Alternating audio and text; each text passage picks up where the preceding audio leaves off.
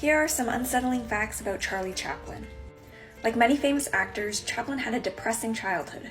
His family was destitute, and at the age of 7, he was sent to a workhouse. It didn't help that both of his parents were extremely troubled. After his mother was committed to a mental asylum, Chaplin and his brother went to live with their father. But sadly, he was a cruel alcoholic, and he died at the age of 37. Of course, Chaplin's distressing youth did make for one of the most dramatic rags to riches stories in the history of entertainment. He began acting when he was only 5, but by the time he was 26, he was one of the highest paid people in the entire world. He had a contract with the Mutual Film Corporation that amounted to a whopping $670,000 a year, and he eventually became a millionaire. Now, let's take a look at Charlie Chaplin's questionable love life, one that unfortunately involved a lot of teenagers.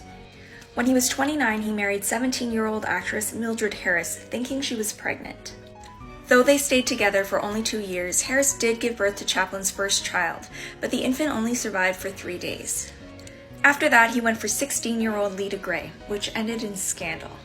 She basically defamed him by characterizing him as an abusive and manipulative playboy. Gray claimed that Chaplin went to disturbing lengths to keep their affair a secret and then demanded she get an abortion. But did this slow Charlie Chaplin down in any way? Not really. Chaplin's next wife was 22-year-old Paulette Goddard, but when they first met she claimed to be 17, which was exactly his type.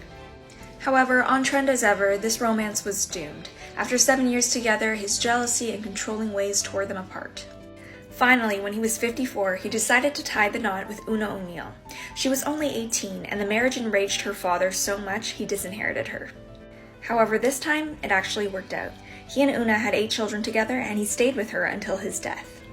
Weirdly enough, only a few months after Chaplin died, his coffin went missing.